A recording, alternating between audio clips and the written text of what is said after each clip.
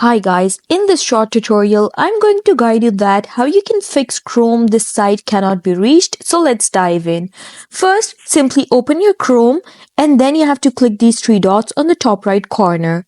And then just scroll down until you see this option of clear browsing data and choose it. Now it's going to bring you to this page. In this page, simply choose this all time option by clicking over here on the time range and choose all time. Now simply click check this box and then the cookies on other side and make sure you check this box too.